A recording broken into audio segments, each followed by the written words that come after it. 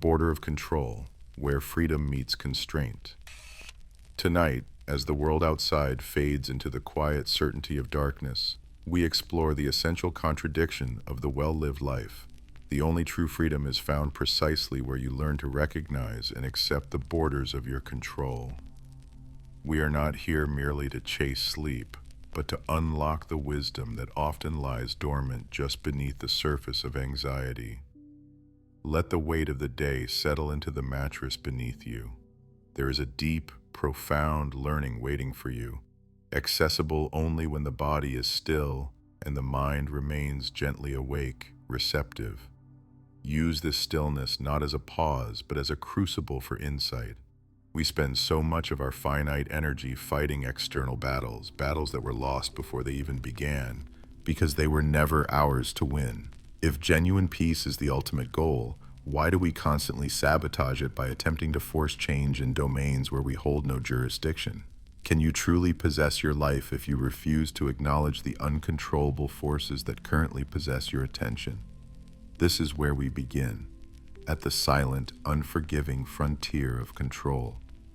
If you find yourself lying in the darkness, feeling the dull ache of mental fatigue, ask yourself this simple, unsettling question. Why does trying harder often lead to feeling less capable? The answer lies in the misalignment of your effort. The ancient wisdom, so deceptively simple, asks you to draw a firm, undeniable line in the sand of your own existence. On one side of that line is everything that is yours, your judgments, your current intentions, the quality of your effort, the content of your character, and the voluntary choices you make in this very moment. This is your exclusive territory, your inner citadel. On the other side is everything that is not yours, the weather, the political climate, the opinions of others, the outcome of any interaction, the unavoidable decay of the body, and most agonizingly, the past and the distant future. Imagine this border as an invisible, highly sensitized electric fence surrounding the small, vital garden of your soul. Your energy, your precious and finite mental fuel, is meant only for cultivating the plants inside this garden. The panic, the sleepless churn, the emotional exhaustion you feel is simply the sound of your internal resources being drained by an unwinnable external war. When you leak that energy over the fence, trying to coerce the clouds, redesign the landscape outside your boundary, or retroactively reshape an event that has already occurred, you inevitably drain the life from your own resources. You burn out the self that is capable of constructive action. This is where the modern error creeps in, polluting our sense of agency. We confuse influence with control. You can influence the conversation, but you cannot control the outcome of the other person's understanding or free will. You can control the hours and dedication you put into your work, but you cannot control the market's reception of it or the judgment of your superiors. The moment you define your success, your worth, or your tranquility by the external result, the promotion, the praise, the absence of criticism, you have fundamentally ceded your power. You have handed the key to your internal peace to a million variables outside your jurisdiction. The true tension, the great paradox of control, lies in the realization that absolute self-sovereignty is attainable, but only if you voluntarily and consciously relinquish your claim over nearly everything else. We are profoundly responsible for our choices, but utterly powerless over the consequences once those choices leave our immediate sphere of influence and enter the chaos of the external world. We desperately want certainty, but existence only offers us the raw opportunity for noble effort. Consider the nature of persistent anxiety. It is, fundamentally, the intellectual and emotional refusal of a mind to stay within its own borders. You lie awake, your consciousness refusing to focus on how you acted today, which you can review and improve, but instead worrying incessantly about what someone else might think tomorrow, which is fundamentally unknowable and unmanageable. This border between the two domains is not a limitation imposed upon you. It is a fortress granted to you. When you deliberately retreat into the domain of what is truly yours, your voluntary response, your integrity, the intention behind your actions, You become untouchable by the slings and arrows of fortune. Your deepest freedom is directly proportional to the narrowness of your focus. If you focus solely and diligently on the quality of your intention, the rest of the universe may rage, but the core integrity of your inner self remains undisturbed. When you choose your response deliberately, without reacting impulsively to the external stimuli, you have achieved the only true, unconditional freedom available to a human being.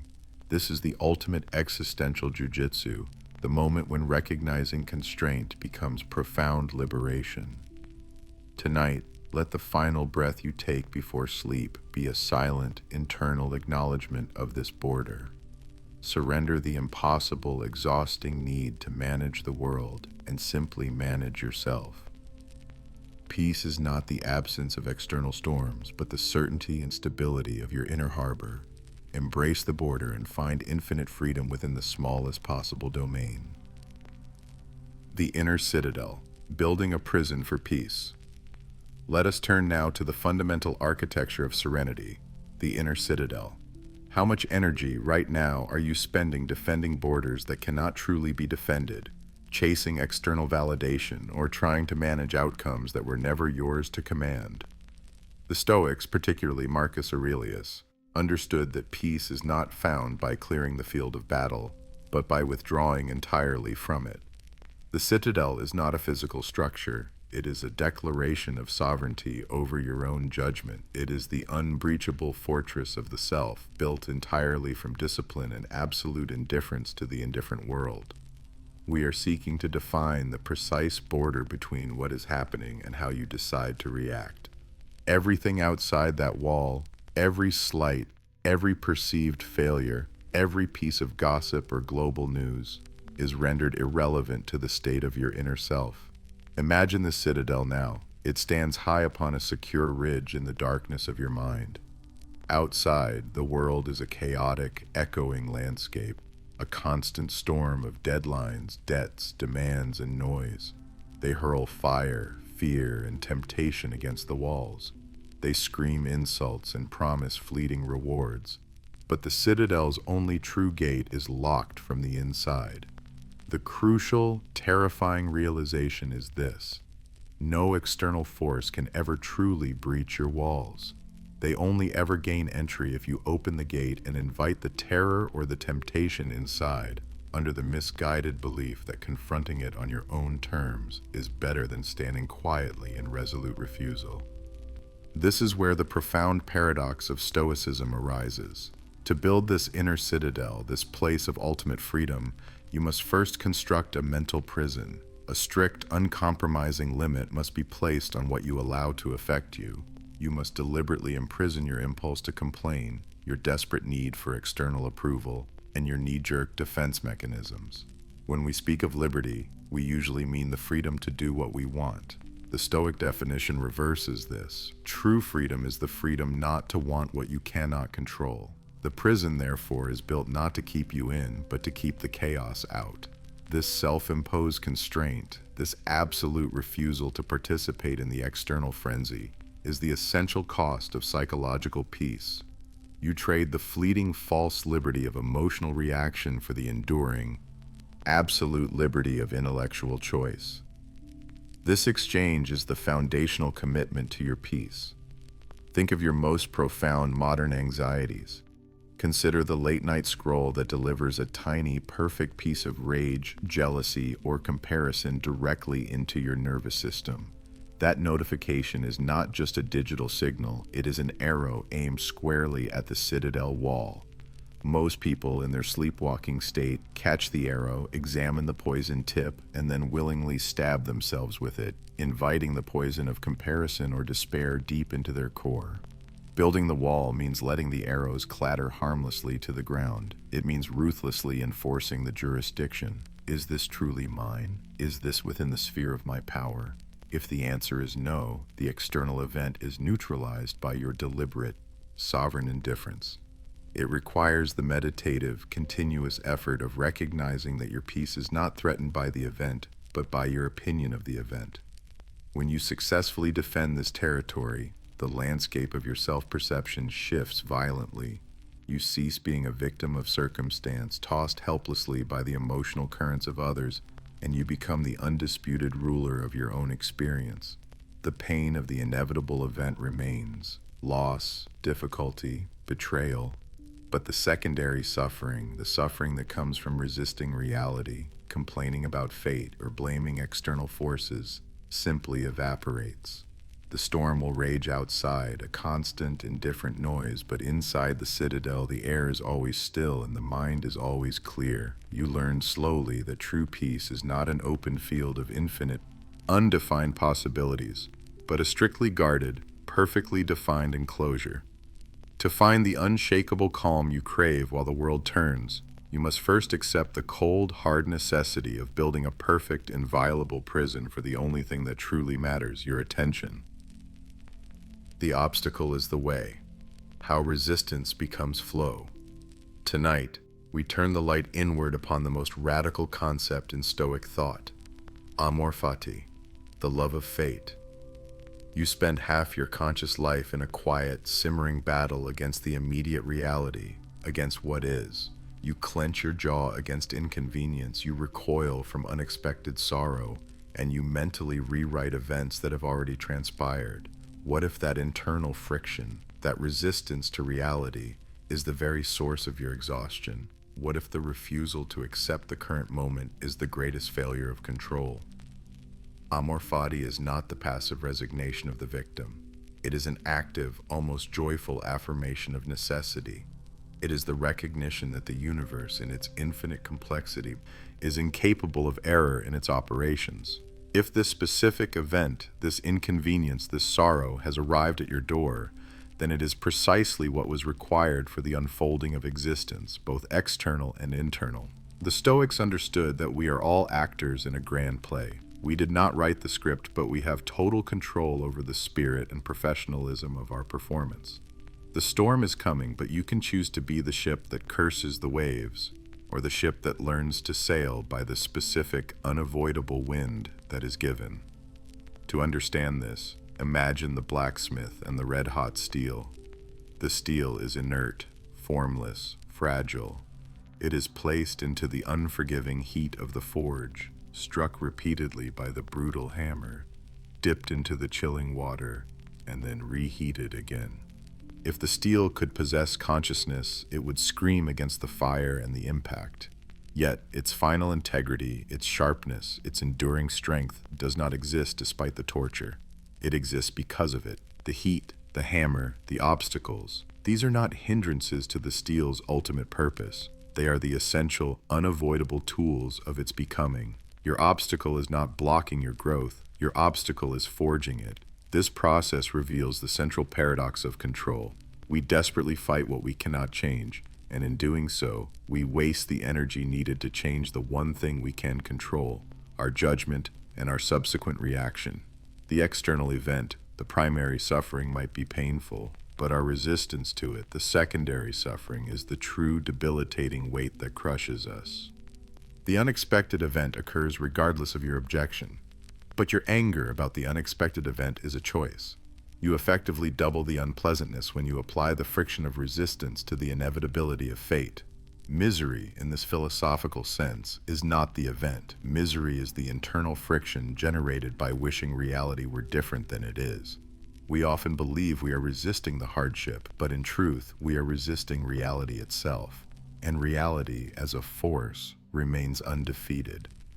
Where does this practice begin in your life right now, in these quiet moments before sleep? It begins with the mundane. That sudden, irritating siren outside your window.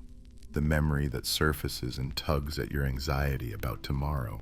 The aching tension in your shoulders that refuses to relax. Stop framing these moments as interruptions that are keeping you from calm. They are the curriculum. They are the small, daily tests of your Amor Fati. You do not train for the catastrophic event. You train by embracing the tedious disruption. Embrace the noise not as a signal of annoyance, but as an opportunity to practice internal stillness regardless of the external chaos. When you fully embody this concept, your happiness ceases to be conditional. As long as your peace relies on the absence of problems, I will be calm if my plans succeed. If this doesn't happen, You are perpetually fragile, held hostage by the unpredictable forces of the cosmos. But when you root your peace in the acceptance and utilization of whatever happens, you achieve a radical psychological invulnerability. You are not just surviving fate, you are actively collaborating with it. You are shifting your inner monologue from, "I wish this burden would vanish," to, "Since this burden is here, what strength can I prove by carrying it well?" This is the profound alchemy of the soul, turning a primary obstruction into a secondary indispensable asset. The obstacle is not blocking the path. The obstacle is the path itself. True freedom is not achieved when the chains are broken, but when you look down at the weight of necessity and willingly choose to dance with it. Do not merely endure your fate, embrace it, love it, for this moment, precisely as it is the foundation upon which your resilience is built. It is all the material you need. Most minds drift away before reaching this point. But you're still here. Leave your like so I'll know your mind didn't wander. Amor Fati, the radical acceptance of what must be. Amor Fati, the alchemy of acceptance. Pause here for a moment and consider the sheer exhaustion inherent in regret. Do you spend more energy fighting the past, relitigating decisions already made, lamenting circumstances long solidified, than you do building the path ahead?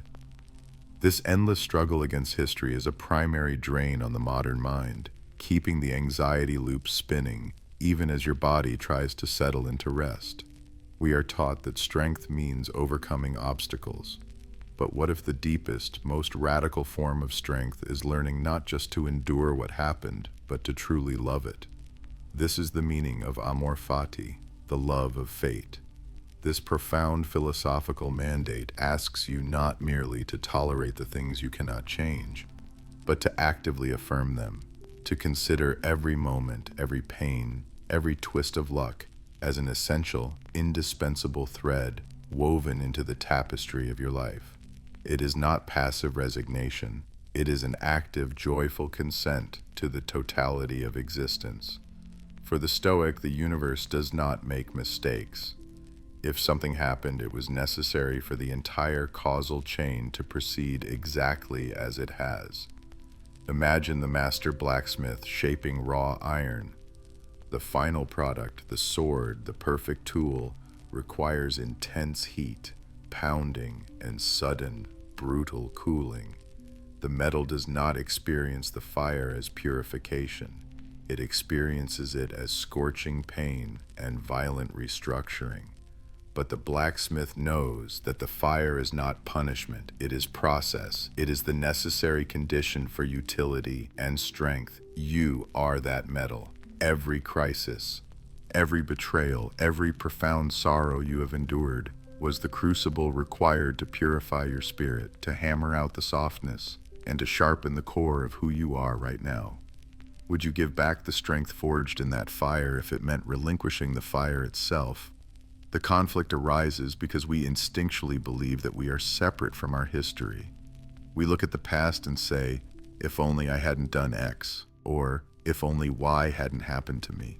This mental separation is the source of all resentment. We seek control by trying to edit the script, failing to realize the brutal paradox. You cannot be who you are right now without having lived exactly what you lived before. Your wisdom, your resilience, your specific calibration of empathy, even the lines on your face, they are products of the entire, messy, non-negotiable narrative. To reject the event is to reject the self it created. The deconstruction of anxiety begins when you fully internalize this. You are not trying to get through your fate is you. The moment you drop the internal fight against reality, you suddenly reclaim all the energy previously wasted on wishing things were different. Consider the small frictions of daily life, the sudden downpour that ruins your plans, the coworker's unforgivable mistake, the unexpected diagnosis. Your instinct is resistance, followed by bitterness. Amor Fati demands a shift. Instead of seeing these moments as obstacles to your life, see them as the actual material of your life. These are the weights in the gym. They are not there to punish you, but to train you. The psychological impact of embracing Amor Fati is the eradication of chronic regret. Regret is energy spent on an impossible task, changing the past. Acceptance is energy freed up for intentional action in the present. This doesn't mean you stop trying to improve circumstances or strive for better outcomes. It means that when failure arrives, as it inevitably will, you greet it not with weeping and condemnation, but with a sober recognition. This happened. It is now part of the material I must work with. I affirm it because it is real. This radical acceptance is the deep, quiet key to serenity. You stop viewing yourself as a victim of random events and start seeing yourself as the protagonist in a necessary, complex story. A story that requires its villains, its setbacks, and its intense struggles to justify the eventual climax. When you lie down tonight, let go of the fight. Let go of the rewrites. Every choice made, every card dealt, every consequence endured. It brought you to this moment, breathing, alive, and ready for rest. Affirm the full weight of your story. Love the hand you were given because it is the only hand that could have taught you how to truly play the game. To wish any part of your life away is to wish a part of yourself never existed. Do not try to escape your story. Rather, own it completely. The only way to win the game of fate is to love every move it forces you to make. Sleep, knowing that everything that had to happen did happen, and that is precisely as it should be. Memento Mori, finding presence in anticipated absence, the art of dying daily. Do you ever feel time slipping, like sand through your closed fist, yet you spend your present hours consumed by fearing the inevitable silence that awaits at the bottom of the hourglass? We are rarely taught how to properly confront the truth that underlies all human experience, that it ends. We are conditioned to treat our existence as indefinite, which only serves to make the present moment cheap, expendable, and ultimately wasted. This is the doctrine of Memento Mori. Remember, you must die. But let us refine the definition. It is not a morbid injunction. It is a profound philosophical tool designed not to induce fear, but to intensify presence. The Stoics, particularly Marcus Aurelius, used this recognition of finitude as the ultimate clarity mechanism. When the clock is running, you cannot afford to waste energy on the non-essential. This awareness is the opposite of despair. It is the genesis of focus, discipline, and profound calm. Think of it this way. Imagine you are a guest in a magnificent city, perhaps the most beautiful you have ever seen, but you only have until dawn to explore. You wouldn't waste those precious final hours preoccupied with the journey home or regretting the cities you missed in the past. You would taste the atmosphere, notice the intricate detail of the architecture, and engage fully with the life standing right in front of you. That temporary nature, that clear, inescapable expiration date becomes the very element that mandates deep, uncompromising attention. The limitation creates the value. The great paradox of the modern life is that we spend so much vital energy attempting to ignore the endpoint that we drain the energy available for the actual journey. We confuse postponement with permanence, allowing minor inconveniences and petty anxieties to hijack the limited bandwidth of our consciousness.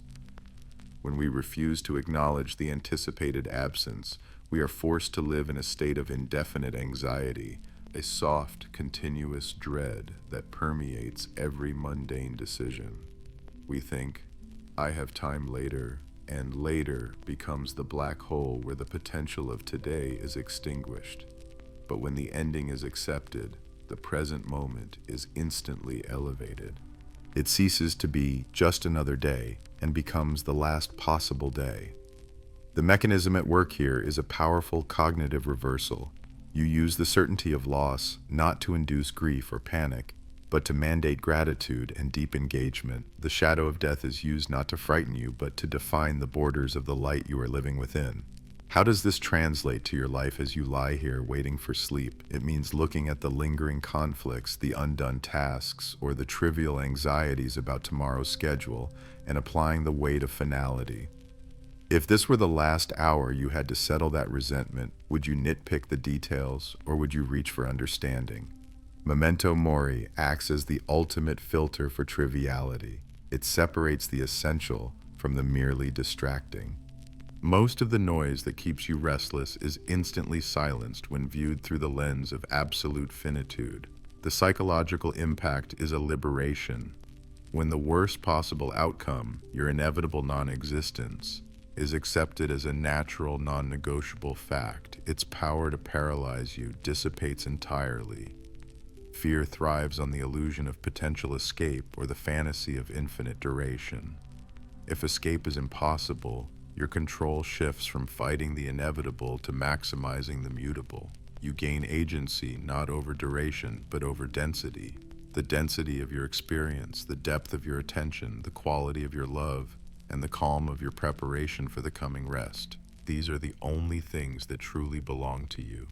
You cannot control the coming dawn, nor the ultimate night, but you possess the immediate, absolute power to choose to make this precise minute, this silent breath, the most intensely witnessed thing you have ever experienced.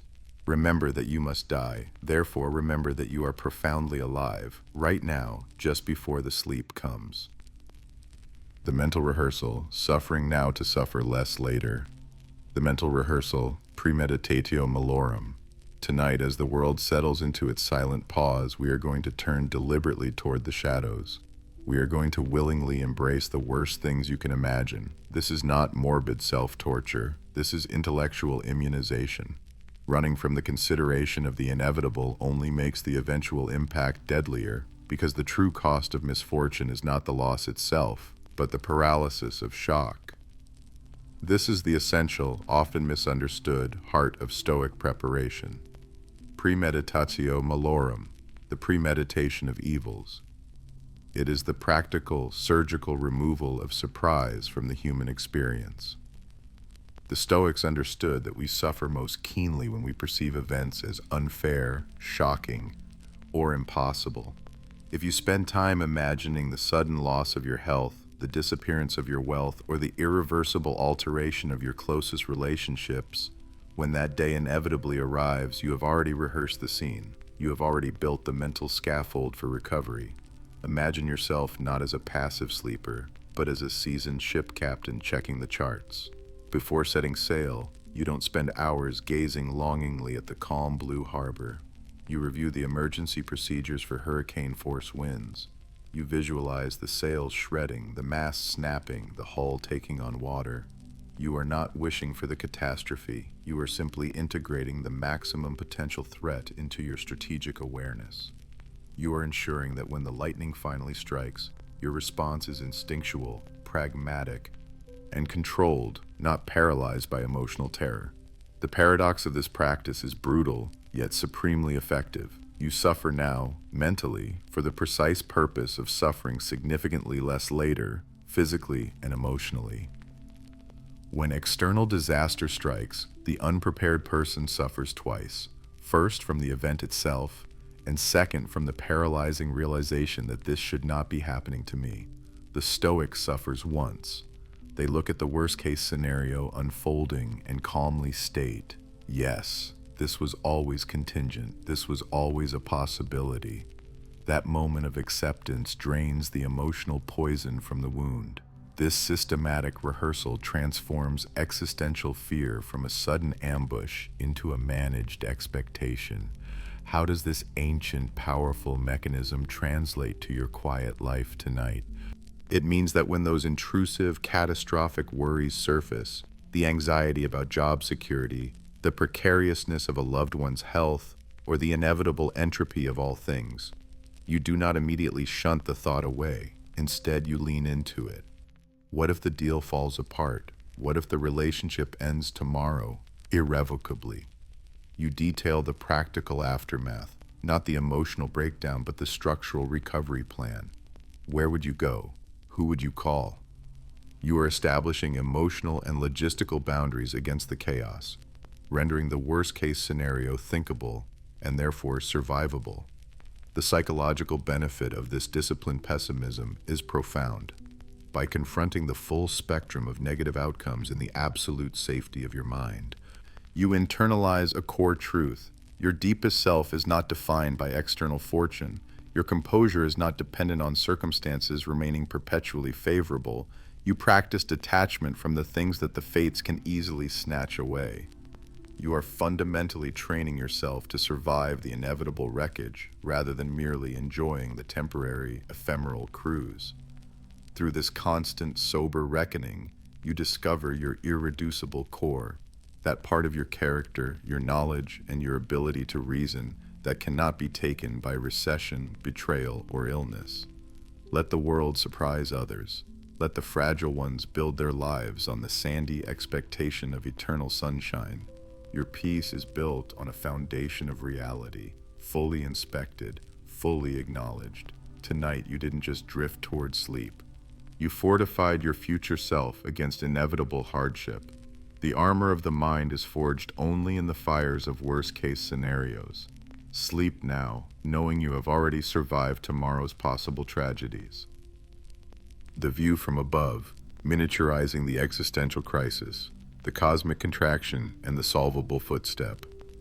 You have felt the weight of the everything, the sheer, incomprehensible size of the problems you carry into bed, the obligations of the coming year, the debts of the past decade, the silent suffering of the world outside your window. But what if the only true weight is the unnecessary accumulation of future moments? What if the crisis you feel is merely a scaling error? We call this practice, inherited from Marcus Aurelius and the ancient Stoics, the view from above. It is the intentional act of pulling back from your own immediate suffering, mentally ascending until your life shrinks to a pixel on a sphere, then a microscopic speck in the light of infinity. It is a necessary and humbling erasure of ego. But the traditional exercise is incomplete. If we only ascend, we risk paralyzing ourselves with the futility of our scale. We must add the crucial second movement, the cosmic contraction. This is not just seeing how small you are, it is using that smallness to define the only manageable, solvable space, the perimeter of your current attention. Imagine yourself as an astronaut floating above the Earth. You see the geopolitical conflicts, the massive economic worries, the social tensions, all swirling in silent, vibrant clouds. You realize that your personal anxieties, that missed email, that awkward conversation you regret, the financial projection due next week are utterly invisible from this altitude. They are not erased, merely put into scale, categorized as irrelevant to the vast engine of the cosmos. Now the contraction begins. You re-enter the atmosphere, not landing in the monumental chaotic mess of the next decade, but landing softly, gently, precisely on the next 10 seconds. The immediate breath, the pressure of the sheets on your skin, the quiet decision of whether to allow the tension to remain in your shoulders. The primary mechanism of existential panic is usually an overwhelming sense of responsibility for events far outside the perimeter of the present moment. We aggregate and compound time. We treat a year's worth of obligations, fears, and theoretical outcomes as a single, indivisible brick, attempting to lift it all at once with exhausted mental muscles. This is where the profound paradox of scale offers liberation. The more you zoom out cosmically, accepting the indifference of time and space, the easier it becomes to zoom in practically, focusing only on the immediate sensory input. The grand emptiness of space affirms the validity of the small, controllable action. If the universe doesn't care about your upcoming presentation or the perception others hold of you, why should you allow that conceptual worry to destabilize your current physiological peace? Tension is the insistence that the entire span of your unresolved life must be negotiated tonight. Insight, born from the contraction, is realizing that only the quality of the current breath is negotiable now.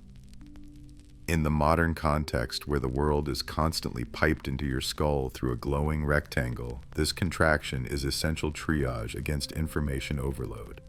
We are constantly receiving high-alert warnings about global warming, political instability, and market volatility, convincing us that true peace requires us to solve problems spanning continents and centuries before we are permitted to rest. This is intellectual vanity disguised as acute anxiety. You are not responsible for the historical sweep of human failure. You are only responsible for the virtue of the next choice. The Stoic response is to define the perimeter of agency sharply. What is within arm's reach? The lamp switch, the thought of gratitude, the decision to consciously relax the tongue. The overwhelming anxiety that felt like a continent's pressure is now miniaturized into a simple binary decision regarding the present moment. Do I accept this single unit of time, or do I fight it?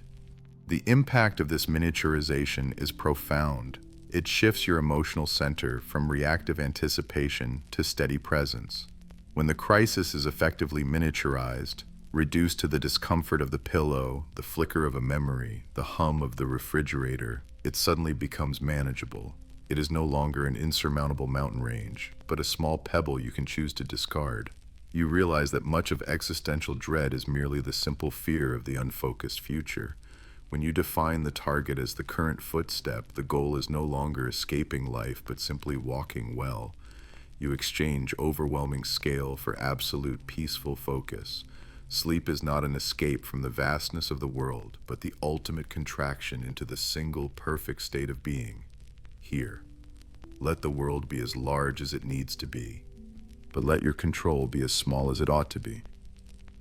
The noise of external opinion, the silence of the self, the tyranny of the uninvited audience.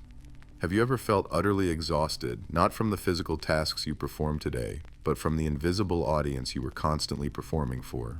The Stoics understood that the greatest prison is not the cage of circumstance, but the one forged from the steel of perceived expectation. We are speaking here of the concept of eudaimonia disconnected entirely from the applause of the crowd. This is the heavy, ceaseless hum of external opinion, and the silence it demands from your authentic self. You spend your life editing your existence, not for internal authenticity, but for external acceptance. You are carrying an impossible burden, the task of managing billions of shifting, unpredictable judgments made about you by people who barely know themselves. Imagine a vast echoing hall. Every whisper, every casual glance, every judgmental sigh from the outside world reverberates off the walls. Now realize that you are standing in the center of that hall, holding a fragile candle, your nascent sense of self, trying to keep it lit, while dozens of external breezes threaten to snuff it out.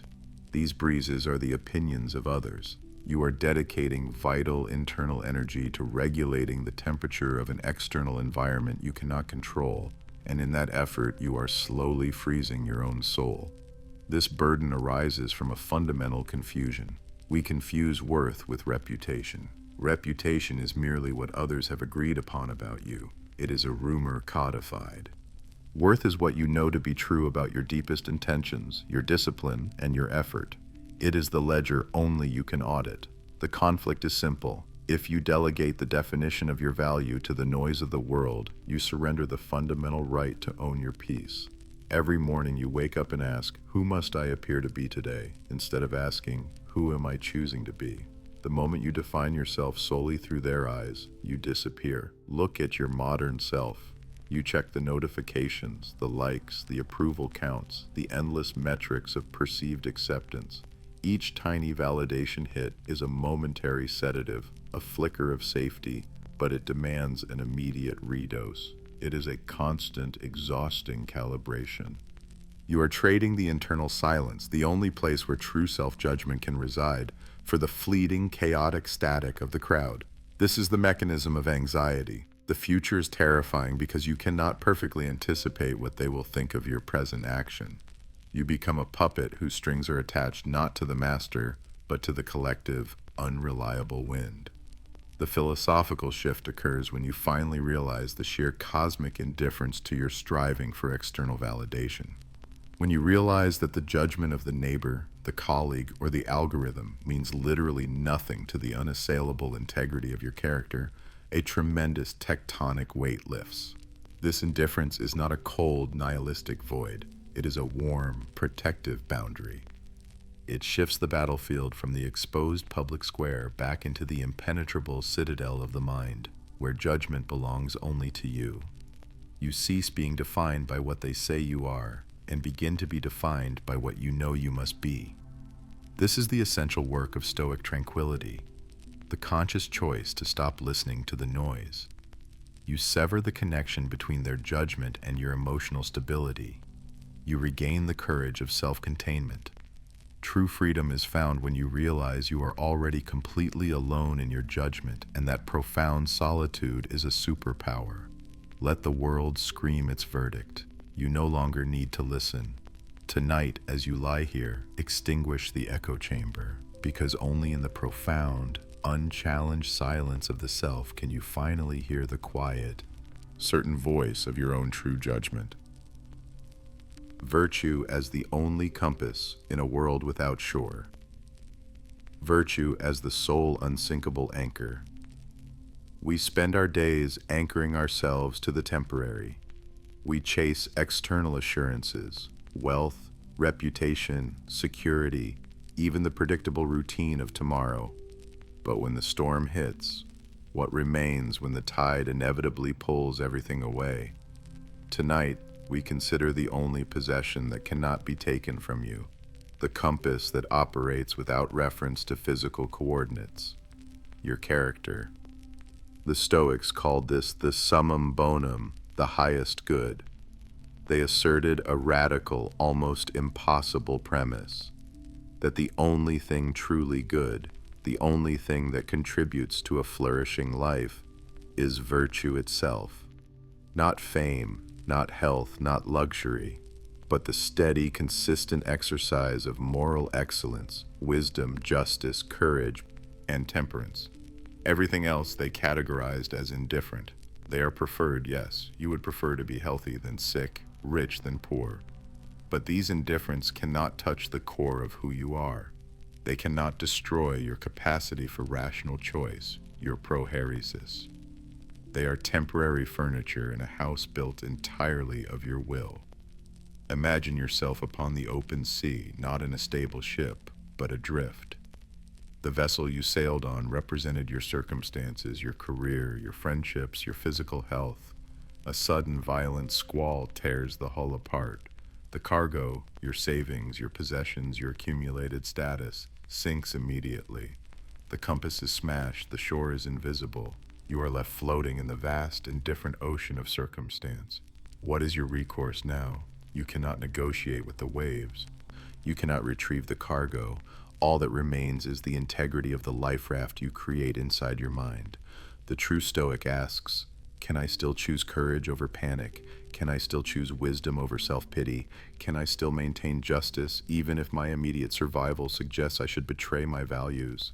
Virtue is not the ship. It is the unwavering internal alignment you maintain while you tread water, proving that your worth does not depend on the buoyancy of the external world. The difficulty, the immense paradox of this commitment, is that it requires choosing moral excellence even when it promises no reward and potentially guarantees suffering. We are wired to seek external validation, the praise of the crowd, the warmth of comfort. But the moment you prioritize comfort over character, you have installed an external master. You have ceded control of your inner citadel to the fickle opinion of strangers or the chance mechanism of the universe.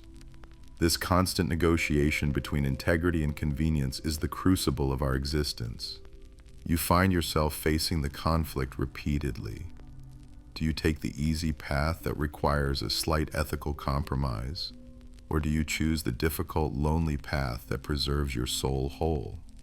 The Stoic mechanism reveals that the former choice guarantees enslavement, while the latter guarantees freedom, even in chains. This philosophy applies directly to the anxieties that plague your modern consciousness. The frantic checking of social media, the desperate craving for acknowledgement from colleagues, the existential dread surrounding job stability, these are all symptoms of mistaking preferred indifference for core goods.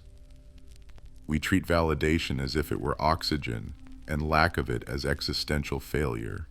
But if you truly understand that your moral compass is the only thing that defines your success, then the fluctuations of the market, the cruelty of a stranger, or the changing whims of fashion become merely noise.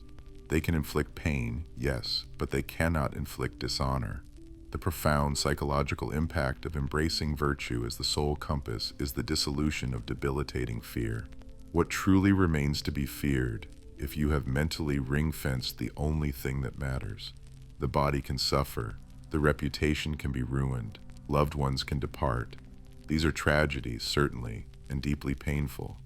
But none of these events can successfully negate your ability to choose your response with dignity, wisdom, and courage.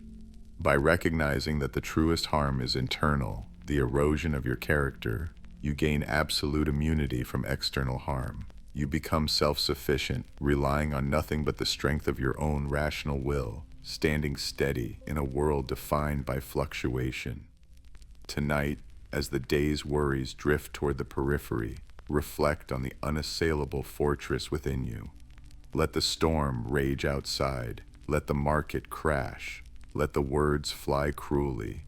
The harbor of your virtue is the only home you will ever truly need. Your character is the debt you owe only to yourself. Rest now, knowing that the quality of your existence is not measured by what you acquire, but only by the unwavering integrity with which you choose to live and react. Virtue is not a destination you reach, but the direction you always face. The Philosophical Journal, Writing the Self into Existence.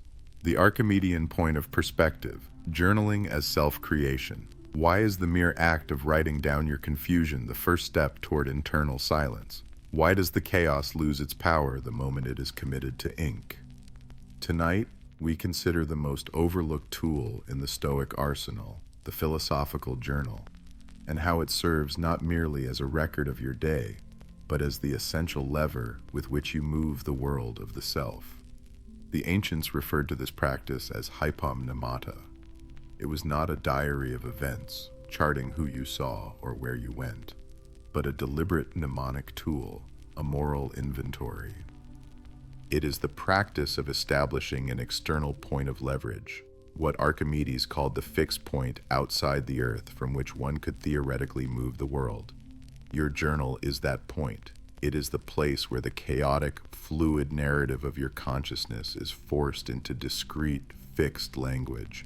In the mind, a grievance can swirl infinitely, an unstructured storm of emotion and perceived injury.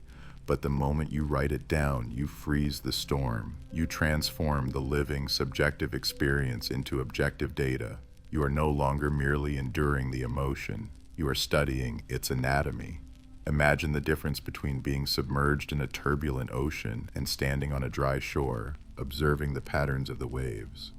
Your mind, in its default, unwritten state, is that ocean, powerful, immense, and completely overwhelming.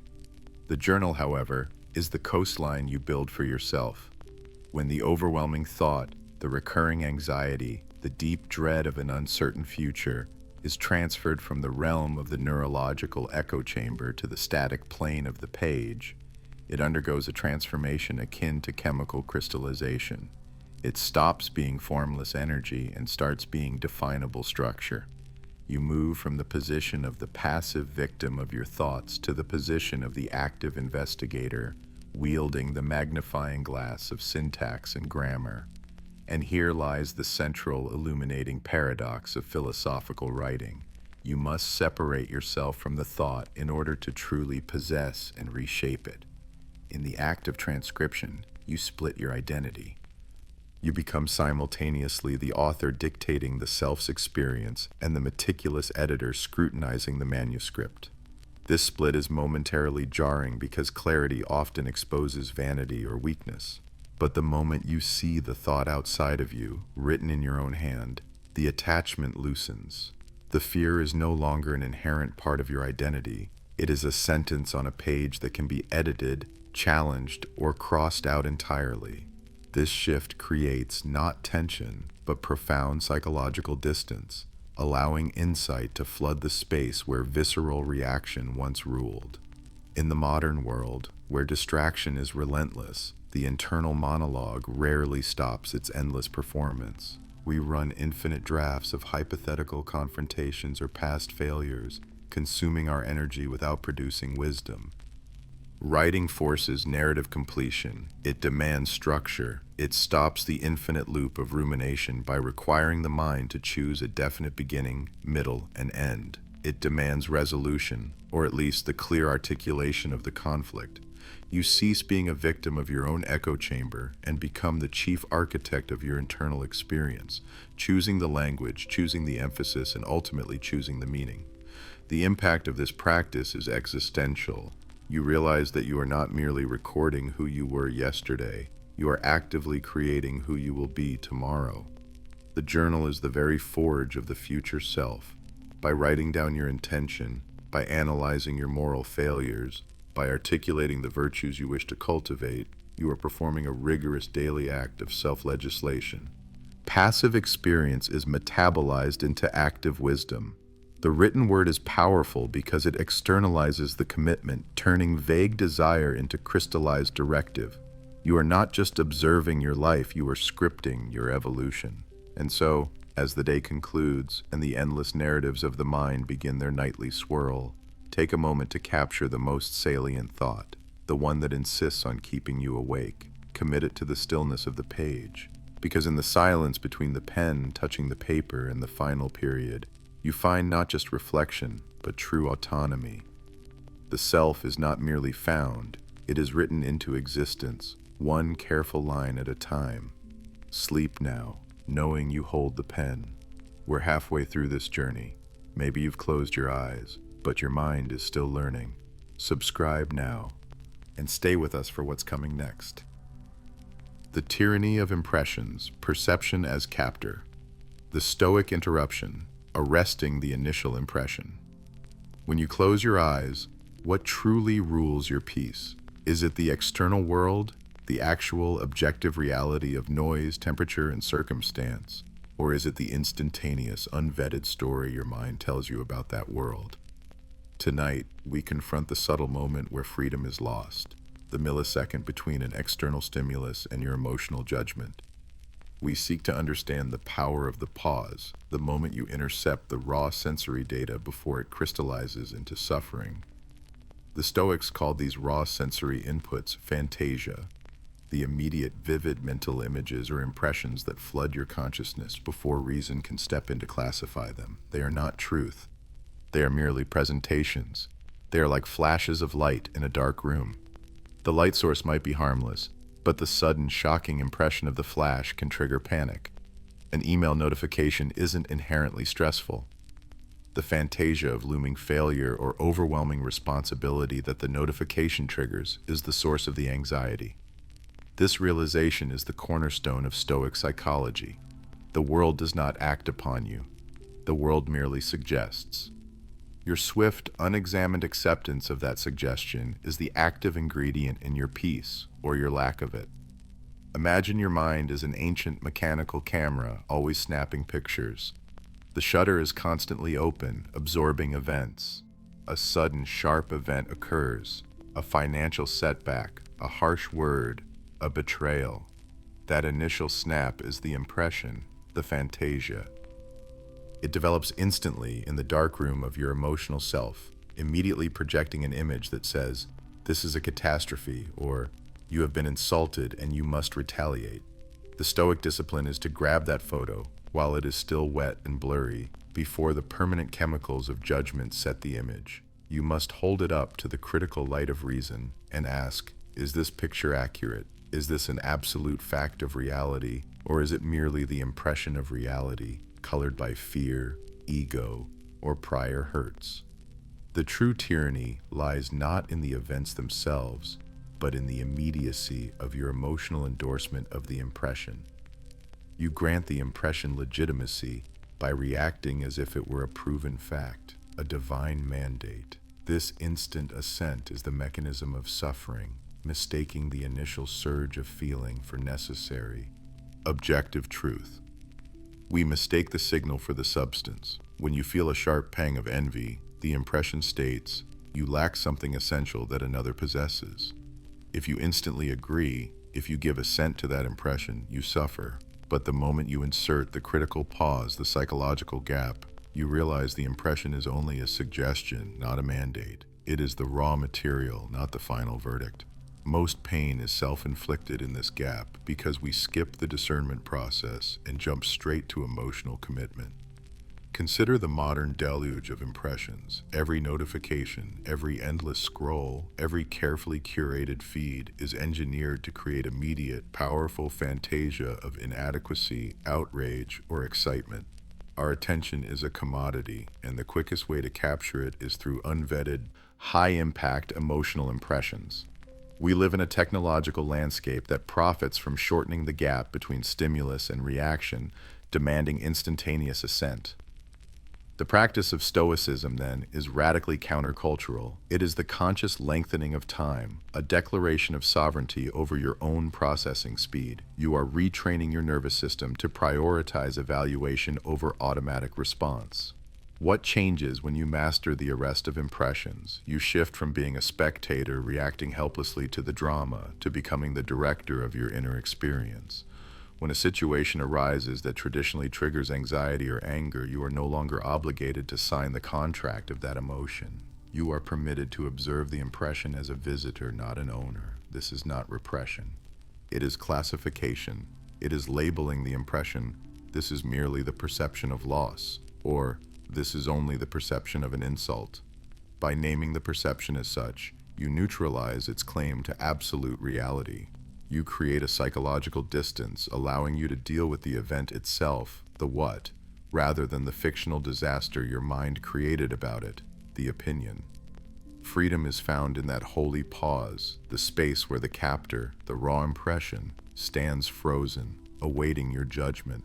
Never forget that the impression can knock on the door of your mind, but you alone possess the authority to decide whether to let the tyrant step inside. Sleep knowing that your peace is preserved not by controlling the world's action, but by controlling your assent to the world's description. The world whispers its opinions. You do not have to shout them back. The anatomy of wrath, the fire that burns only its host. The fire that burns only its host. Consider for a moment the specific moment the slight lands. Not the offense itself, the careless word, the betrayal, the perceived injustice, but the immediate visceral transaction that takes place within your chest. What is the architecture of that sharp intake of breath? Is the injury truly external, something done to you by the world, or is the deepest, most corrosive damage always self-inflicted in the instant of the reaction? We search desperately for justice and external correction, but often the search only yields new, volatile fuel for our own internal immolation. The Stoics, ancient masters of internal topography, named anger a temporary madness, a fierce and voluntary abdication of reason. It is crucial to understand that wrath is not merely a feeling, it is a complex judgment, a sudden, violent belief that something external has robbed you of what you deserve, coupled with the insistence that the cosmos must pay the immediate cost for this deprivation. But the ledger is always fraudulent. The payment is never extracted from the offender. It is always extracted from your own reserves of peace, clarity, and vital energy. We define wrath not as the heat generated by the offense, but as the tightly sealed oven we purposefully construct around that heat, sealing ourselves inside to ensure maximum suffering. To illustrate this profound act of self-imprisonment, imagine the ancient olive oil lamp you carry through the darkness. You light it to illuminate the shadows, to ensure safe passage. But if you allow a sudden fit of pique or frustration to take hold, you tip the lamp over. The oil spills. Crucially, the flame does not harm the shadow, the obstruction, or the external trigger that provoked you. It consumes the wick, destroys the vessel, and risks burning down the entire structure housing it. You, the carrier of the lamp, the vessel of reason, are the only thing truly endangered by the spill. The external offense is just a tiny match struck quickly in the wind. Your internal reaction is the catastrophic choice to set fire to your own essential stores. The enduring paradox of wrath is its profound, almost embarrassing inefficiency. We intend it as a punitive tool, a forceful correction aimed outward at the perceived error or the offending party. Yet the very moment the flame of rage ignites, the useful connection to the external target is instantly severed. Anger becomes purely an internal performance, a storm trapped inside a closed system. You begin the process of punishing yourself preemptively, subjecting your vital organs to extreme stress, flooding your system with emotional corrosives, and sacrificing hours of precious calm, all in the delusional hope that your self-inflicted suffering will somehow transfer backward to the person who committed the initial, small error. The mechanism of wrath is revealed to be a psychologically sophisticated boomerang that consistently and violently hits the thrower hardest, leaving you, paradoxically, as both the captive and the executioner of your own soul. This mechanism metastasizes rapidly in the age of constant digital irritation. The dismissive comment, the traffic jam that steals minutes, the perceived slight in an email or a feed. We often mistake the expression of outrage for moral strength, believing that loud fury is a form of necessary justice. But examine the tangible metrics. Does your broadcasted online fury alter the external condition of the world, or does it merely raise your internal blood pressure, steal your capacity for deep, restorative sleep, and make you less patient and available to the few people you truly love? When you choose to carry that anger into your meditative space, into your final hours before rest, it is no longer about them or the transgression. It is solely, tragically, about the poison you willingly chose to drink and the bed you chose to lie in. True emotional freedom begins at the exact point where you choose not to outsource your internal stability to the unpredictable, often foolish behavior of others. To recognize the anatomy of wrath is to understand that the offense is transient, momentary, but your reaction can be structural, changing the very foundation of your composure. If you allow a small external stimulus to trigger a colossal internal response, you are admitting that your sovereignty is weak, easily manipulated by the least reasoned parts of the world. The philosophical goal, then, is to view the provocation with clinical, benevolent detachment. An event occurred. It is external to my core value. I choose here and now not to incorporate this event into my definition of self, nor to allow it to compromise my peace. This radical detachment is the only true extinguisher available to you. Let the insult drop, untouched, into the dust.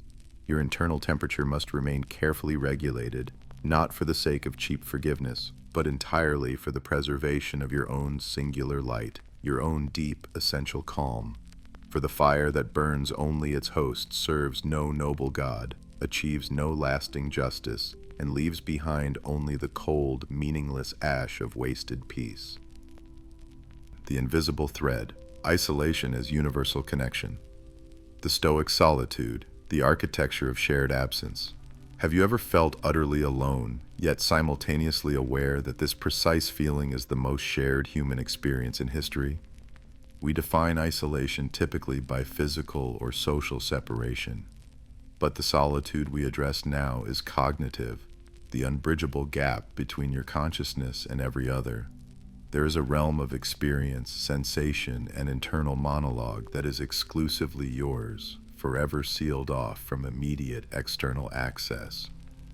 The ancient Stoics recognized this internal fortress as both a refuge and a laboratory. It is here, far from the noise of expectation and the demands of approval, that the daemon, your essential guiding self, can be heard. This is not loneliness, which is the agonizing craving for connection. This is solitude, which is the necessity of self-communion. It is the voluntary, temporary withdrawal required for intellectual calibration, the deliberate moment where the external world dissolves just enough for the internal compass to realign with the true north of your principles. It is the recognition that the highest form of self-control resides exactly where the deepest sense of separation begins. Imagine the night sky. Each star is fundamentally isolated, separated by unimaginable light years of empty space. They do not touch, they do not share light physically. Yet it is only by their individual, unblinking, distinct presence their profound distance from each other, that they collectively form the constellations, the maps, the universal narrative we all gaze upon and interpret. Your isolation is the dark space between the stars.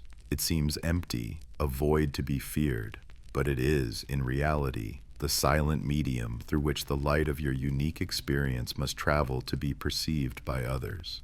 You must become a steady, solitary light, self-sustaining and defined, before you can contribute meaningfully to the cosmic map of humanity.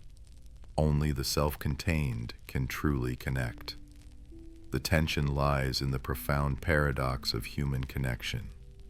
We attempt to flee solitude because we equate it with vulnerability, lack, and the terrifying absence of validation. Yet, when we finally cease the escape and allow ourselves to sink into the deep well of our singular experience, we find we are standing on the most solid ground available. You realize that your unique anxieties, the subtle tremor of doubt specific to your biography, are simply localized manifestations of the universal human condition, the fear of the unknown, the certainty of loss, the struggle for virtue. The greater the depth of your personal introspection, the deeper you plunge into the universal human heart. This depth cultivates a field of profound empathy. Your radical particularity becomes your radical commonality. You must go entirely inward to truly find the world. The Stoic mechanism at work here is oikeiosis, the process of appropriation and self-familiarization. By making the self entirely familiar, you automatically extend that familiarity outwards, recognizing the shared isolation in the solitude of the other. In our current hyper-connected age, true isolation has become a radical act of defiance. We are constantly seeking external validation, a vibration, a notification, a ping, to prove that we still exist, that we are still relevant. This constant external mirroring prevents the reflection necessary for self-definition. We are drowning out the silence necessary to hear our own operating instructions. Tonight, as you wait for sleep, feel the absence of external input, not as a void, but as a space intentionally cleared for the essential work of living. Recognize the precise moment when you put down the device and finally pick up the singular demanding weight of your own mind. That space is not empty, it is sacred. This acceptance of fundamental singular consciousness shifts the entire burden of expectation. If you are inherently and irrevocably alone in the purest sense of consciousness, then the desperate need for constant external assurance dissolves. Control returns definitively to the internal landscape. Psychologically, you move from feeling left out to feeling set apart, not superior, but simply self-contained, a complete system. Philosophically, it reinforces the core Stoic premise.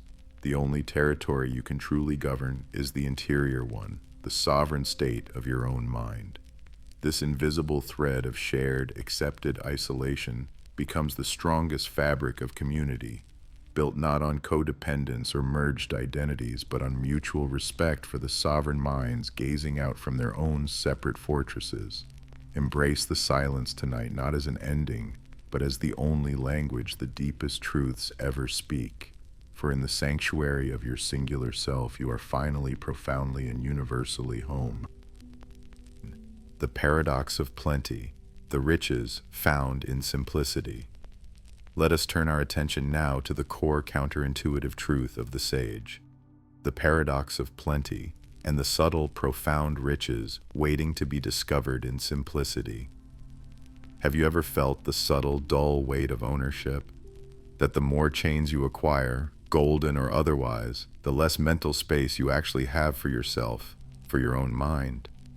Tonight, as the world outside settles into its nightly hum, we consider why the relentless pursuit of more often results in a life that feels fundamentally less free, less joyful, and less centered.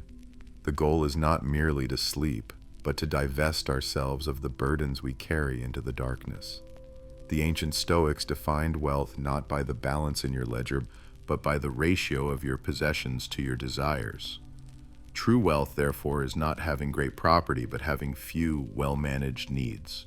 This idea is central to the concept of autarkia, self-sufficiency. It is the profound realization that if you can find deep, sustainable satisfaction in basic comforts, your external environment loses its primary leverage over your internal peace. This is not deprivation, nor is it austerity imposed by fate. It is strategic, voluntary liberation from unnecessary dependencies. It is choosing to be untouchable. To illustrate, imagine two travelers navigating a wide, sometimes hostile ocean. One captains a massive galleon loaded with ornate cargo, silk banners, and elaborate machinery.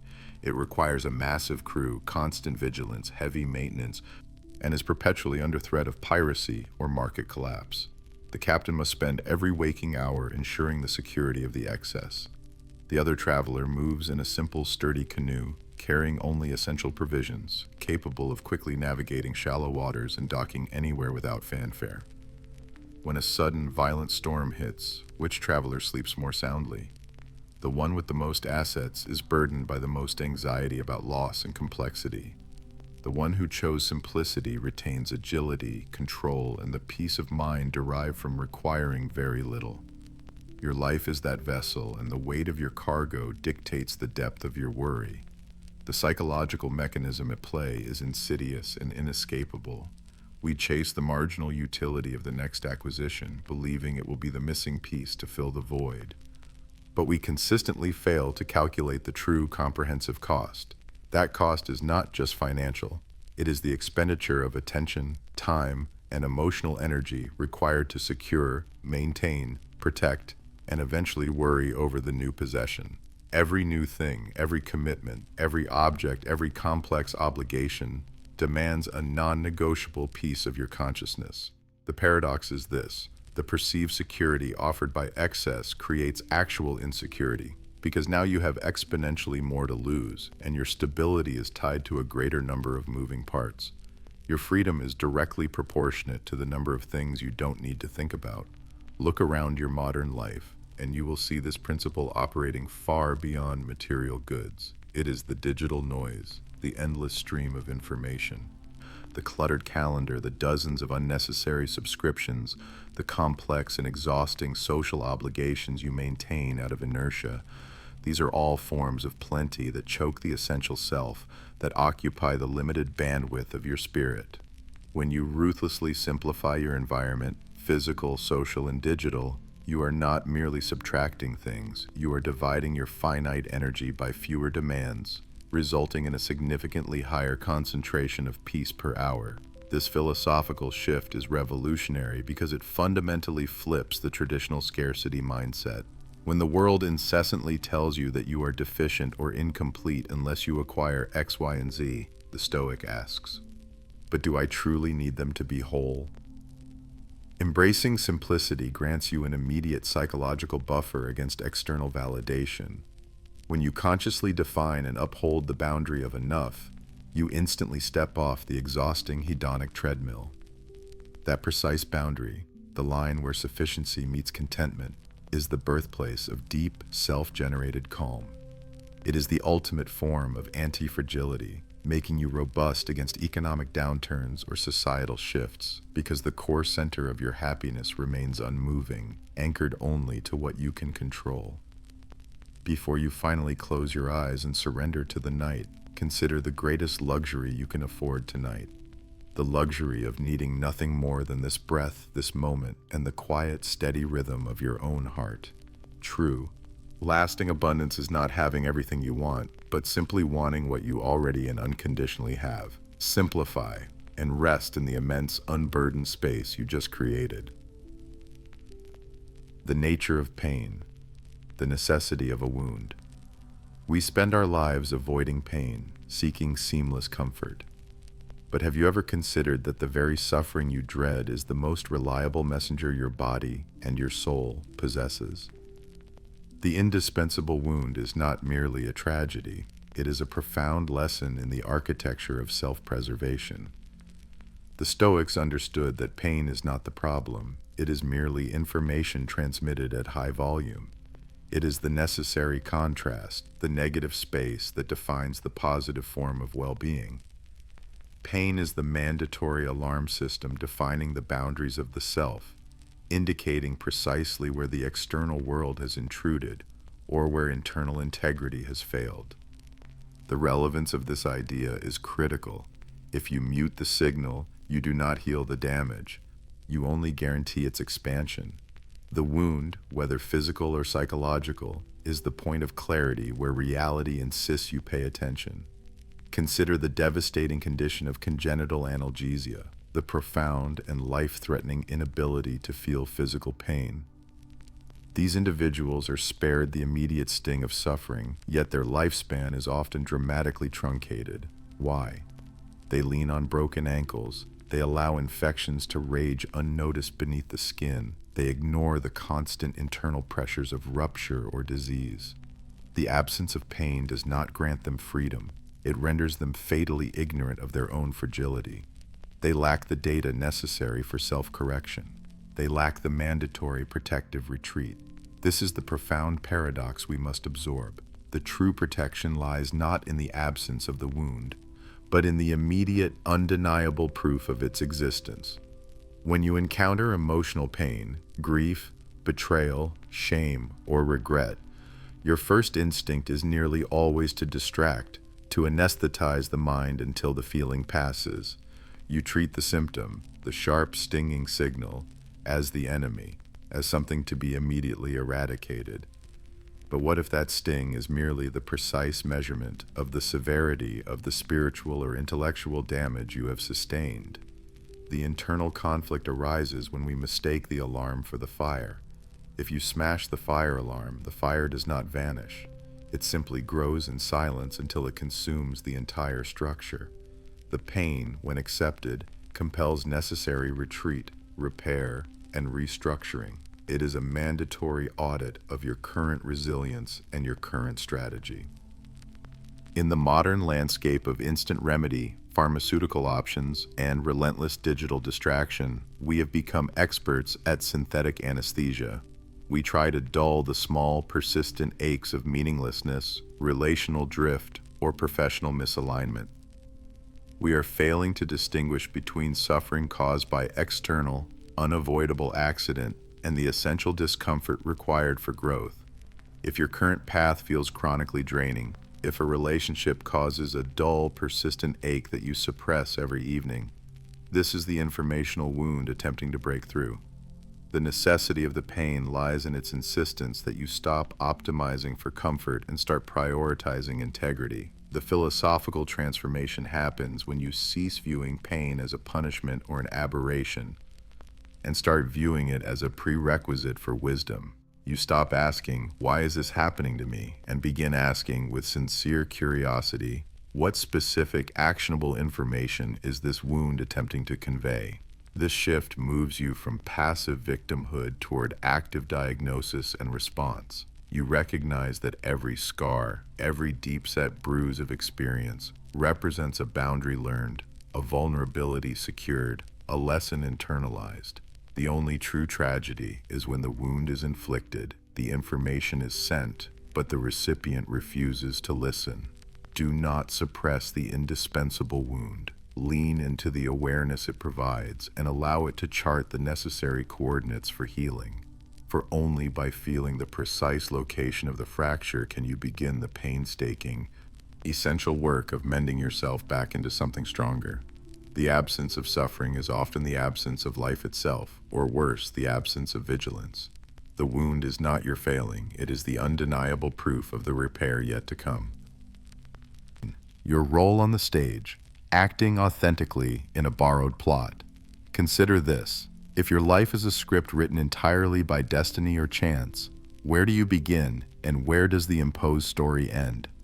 This is the profound inquiry into the nature of the self, residing in the space between the dictated circumstance and the chosen response. We stand on the borrowed stage, compelled to act, yet seeking the elusive freedom of authenticity. The Stoics, recognizing the essential limits of human control, established the foundational paradox of existence, the borrowed plot and the authentic performance. You did not select your era, your birth family, the governing laws of physics, or the sudden, erratic decisions of others. This vast external infrastructure, the setting, the lighting, the supporting cast, and the basic narrative arc is the borrowed plot. It is given, not chosen. It is the unchangeable framework of your personal theater.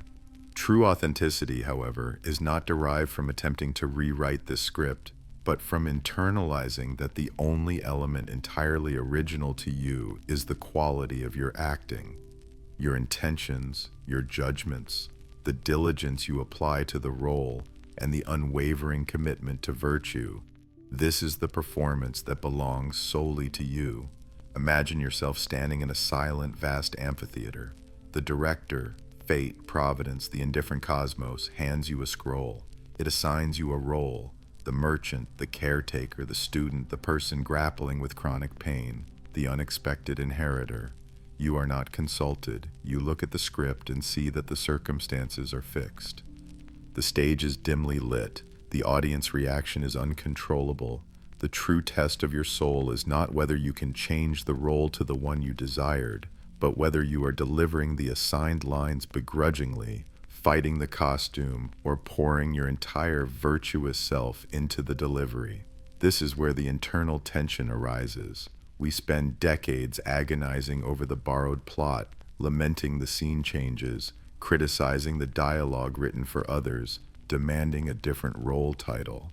We seek to exert control over the plot, only to encounter constant friction and despair. But every moment spent fighting the unwritten script is a moment stolen from your performance. The paradox is that the moment you fully accept the borrowed plot, your authentic self, your agency, is finally unleashed. Authenticity is realizing you are not the playwright. You are the dedicated actor whose freedom exists solely in the integrity of your intention. The role may be brief, challenging, or tedious, but the manner in which you embody patience, justice, or temperance is the creation of your own sovereign will. In the modern light, the borrowed plot manifests as external metrics of success: the volatile economy, the political climate you cannot personally shift, or the unexpected illness that interrupts your carefully constructed 5-year plan. When your career takes an unexpected detour, are you panicking over the change in the plot synopsis? Or are you adapting your character arc, focusing on diligence and resilience within the new constraints? Comparison to others is simply reading someone else's script and demanding the director switch your parts, a demand that only guarantees confusion and resentment. The psychological impact of internalizing the borrowed plot is profound peace. When you understand that the excellence of your life resides purely in the quality of your choices, judgments, and intentions, the performance, you cease to be a hostage to external results. The applause may come, or it may not. The curtain may drop abruptly or slowly. Your moral integrity remains untouched, because your worth was defined by how you acted, not what the script demanded you achieve.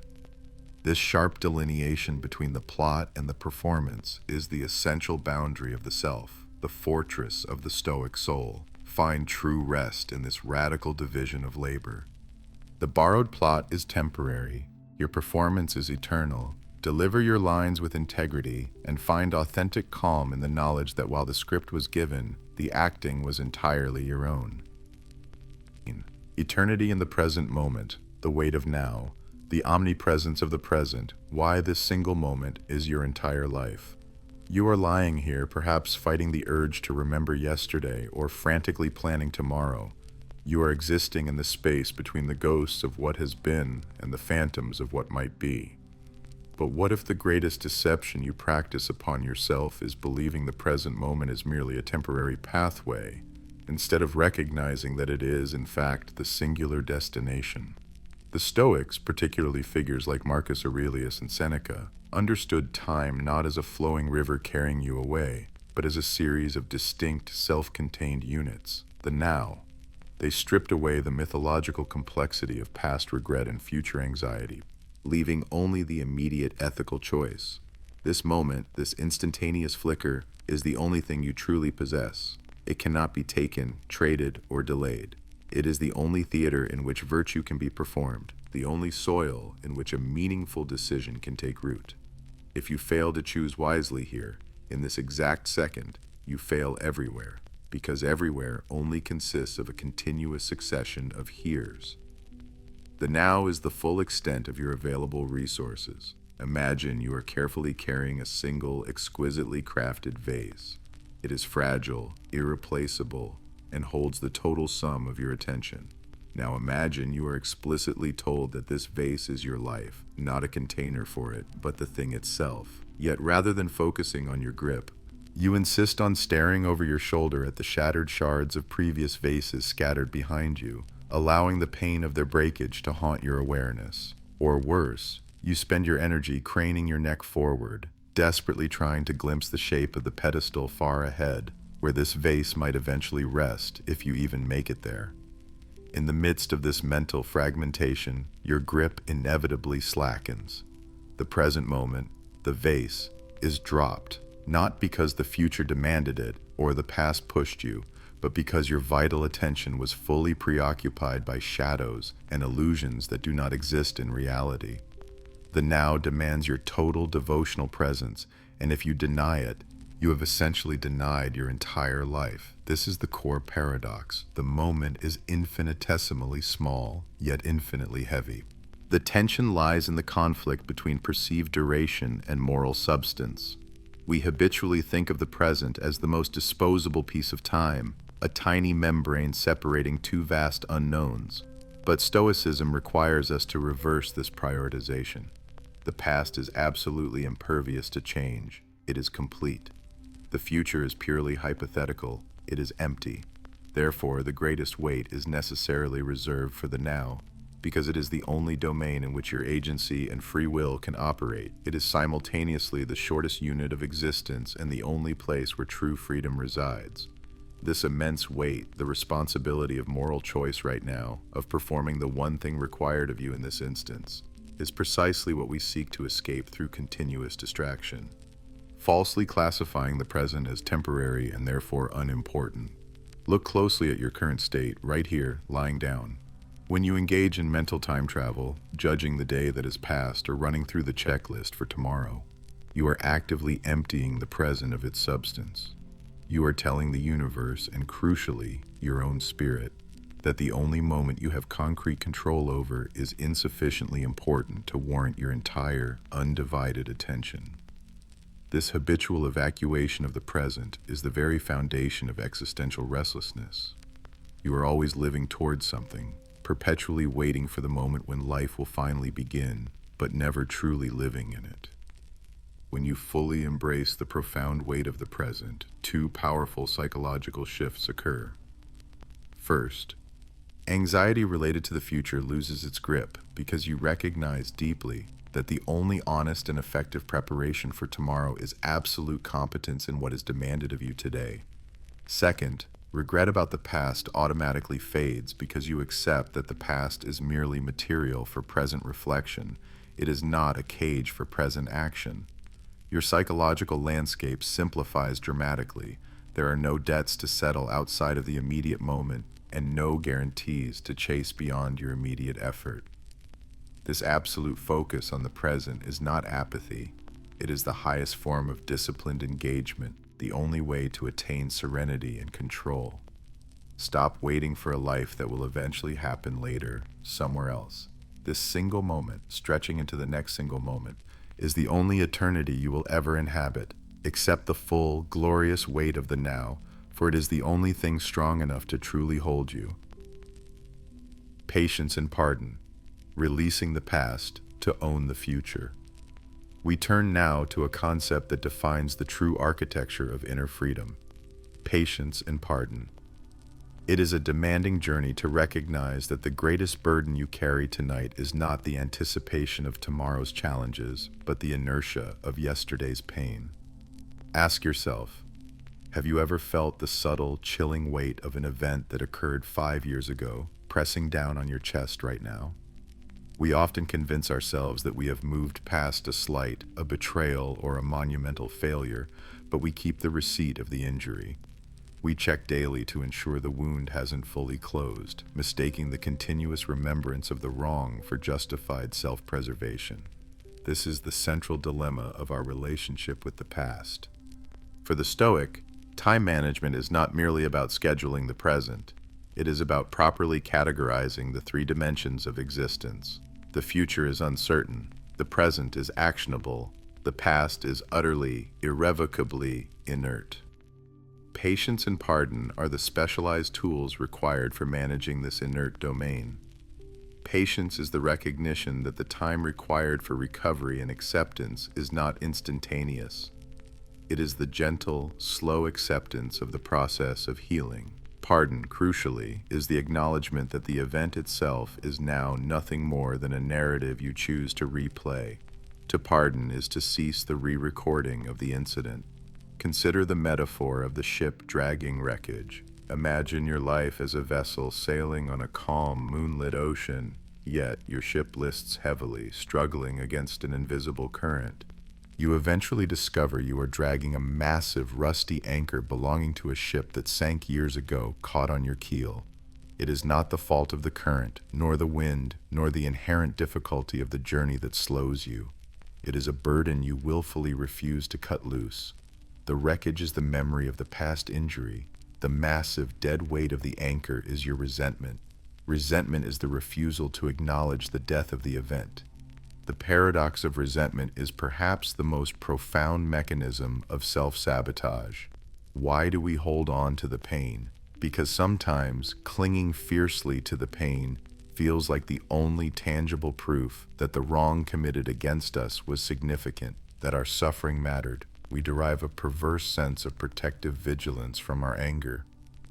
The Roman Stoics understood that resentment is the psychological equivalent of drinking poison and waiting for the original offender to suffer the consequences. The tension lies in this belief. We tell ourselves the anger protects us from future harm. The fundamental insight, however, is that the anger is the harm. It burns away the energy of the present. Pardon is not the act of absolving the offender of their moral debt. It is the intensely selfish act of dissolving the connection between their actions and your present peace. You are not forgiving them. You are liberating yourself from them. In the context of the modern, restless mind, this historical accounting becomes exhausting. It manifests as the late-night internal courtroom where you cross-examine old arguments, or the inability to trust genuine opportunities because of past betrayals. Every time you consciously rehash the injustice, you are spending your finite attention, your most precious resource, on transactions that have already cleared the ledger of time. This is the ultimate paralyzing inefficiency of the mind. When you engage in the slow work of patience and the powerful act of pardon, you reclaim sovereignty over your internal territory. The past ceases to be a relentless landlord dictating the terms of your emotional housing. This includes the difficult necessity of pardoning yourself for the mistakes you made, the chances you missed, or even for not having the wisdom to forgive sooner. It is a continuous practice, never a single dramatic event. This shift moves your focus from the irrecoverable question of why it happened to the entirely controllable question of how you respond now.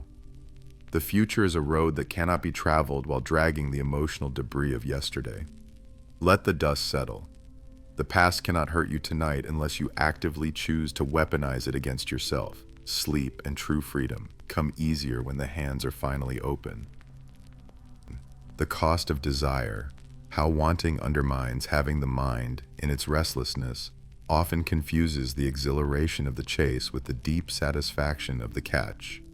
We believe possession brings peace, but desire is often the heaviest tax we pay on everything we hold dear. Have you ever acquired something you desperately pursued, a career milestone, a sought-after object, or even the validation of another person, only to feel the initial thrill dissipate within hours, replaced by a strangely hollow echo? Tonight, we examine the precise, subtle mechanism by which the intensity of our wanting actively corrupts the purity of our having.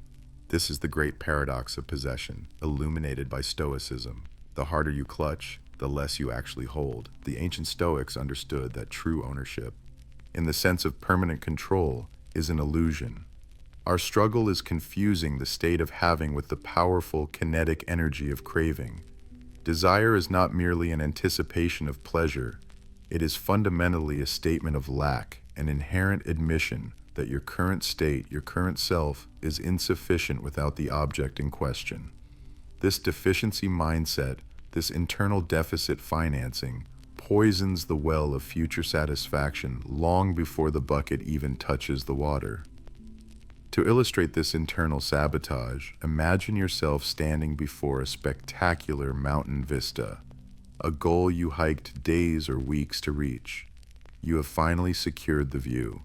Yet, as you stand there, your consciousness is racing, hijacked by future desires and past anxieties.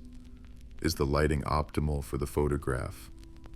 Have I signaled my achievement to others? How long until I start worrying about the difficult journey back down?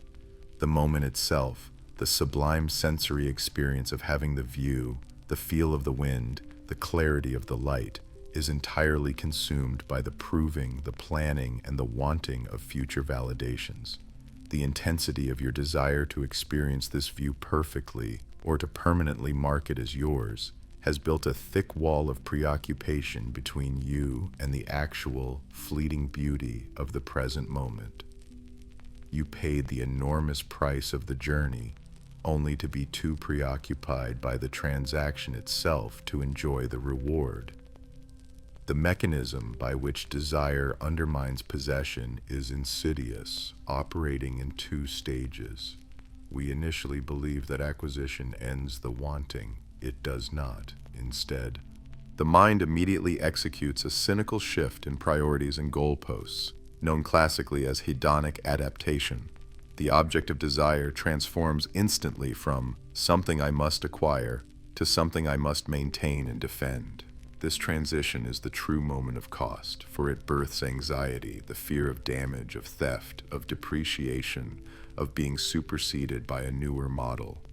And worst of all, the fear that this thing, which was supposed to complete you, will suddenly cease to satisfy you.